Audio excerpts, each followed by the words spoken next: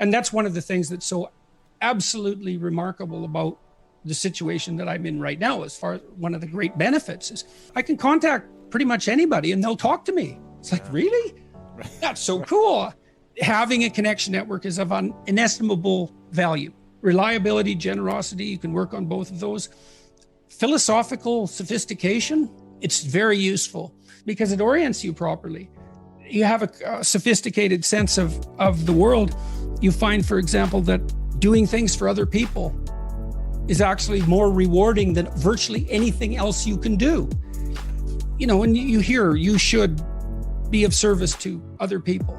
Well, if you actually watch yourself, you pay attention to yourself and you do something that helps someone else and it genuinely helps them, I defy you to find another experience that is that satisfying. It's actually quite stunning how satisfying that is. And so that's a very useful thing to realize. There's no better life strategy. If the ethical argument is put properly, it is by far the most compelling argument. It's like, if you want to have everything you could possibly want and more, then be a good person. The better a person you are, the more likely that is to happen. That doesn't mean that you're completely protected against getting cut off at the knees. But there's no better strategy.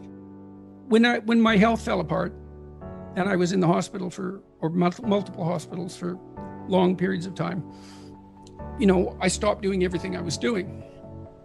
And everything I was doing was difficult. My clinical practice was difficult. The professorial job was difficult. The company I was running was difficult. The writing was difficult. Yeah, the lecturing was difficult. It was all difficult. And I'm not complaining about the difficulty. I actually loved that. That was fine. I'm not complaining about it at all. But because it was difficult, I have to be in really good shape to do it. And so then I wasn't in really good shape. And so because I wasn't in really good shape and everything I had done was difficult, I didn't know what to do. And I couldn't get back on top of things because it was like trying to jump into a car going 200 miles an hour. You know, it's very easy for us to call people who are doing something that we're not doing stupid. It's like, don't be so sure about that, you know. And it would have been better for me if I would have had a wider variety of skills that weren't so high intensity. I could have had some leisure activities that I got good at. Music might have been good, that weren't so demanding. See, what I tried to do, if I saw something was difficult, I wanted to master it.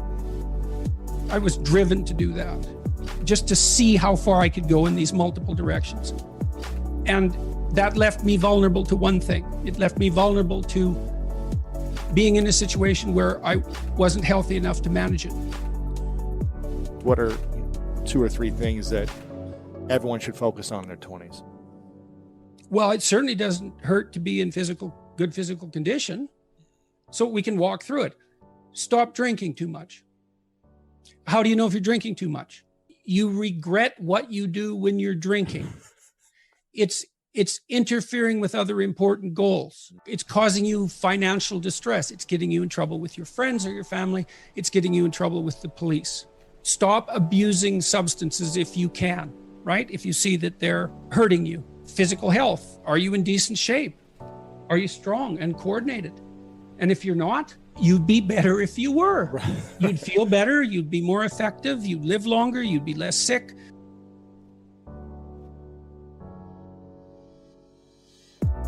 Well, why does it matter how you make decisions in your life? Because if you make so stupid decisions, you're going to increase the sum total of suffering a lot.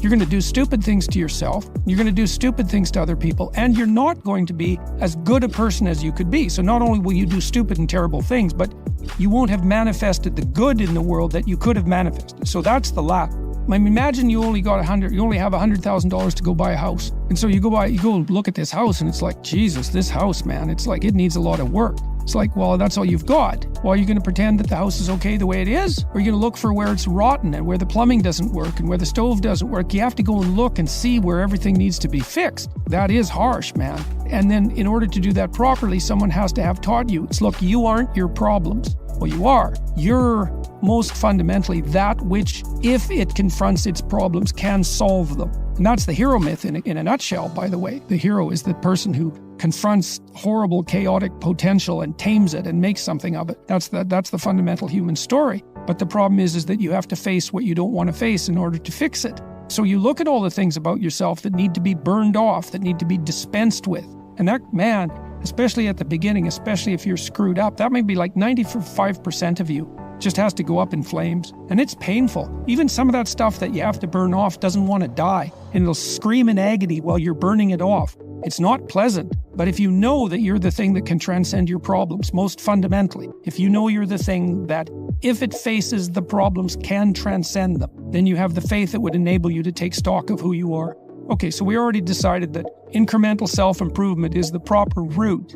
Okay, so how do you know when you're incrementally self-improving properly? And the answer is it's deeply engaging. It's deeply meaningful. And the reason for that is you're actually adapted neurologically to identify the pathway of maximal incremental improvement. You know, if you take people, and I've told you this, and you expose them voluntarily to things that they are avoiding and are afraid of, you know, that they know they need to overcome in order to meet their goals, their self-defined goals. If you can teach people to stand up in the face of the things they're afraid of, they get stronger. And you don't know what the upper limits to that are, because you might ask yourself, like, if for 10 years, if you didn't avoid doing what you knew you needed to do, by your own definitions, right, within the value structure that you've created, to the degree that you've done that, what would you be like? Well, you know, there are remarkable people who come into the world from time to time, and there are people who do find out over decades-long periods what they could be like if they were who they were, if they spoke their being forward. And they get stronger and stronger and stronger, and we don't know the limits to that. We do not know the limits to that. And so you could say, well, in part, perhaps the reason that you're suffering unbearably can be left at your feet, because you're not everything you could be, and you know it. And of course, that's a terrible thing to admit, and it's a terrible thing to consider, but there's real promise in it, right? Because it means that perhaps there's another way that you could look at the world, and another way that you could act in the world, so what it would reflect back to you would be much better than what it reflects back to you now.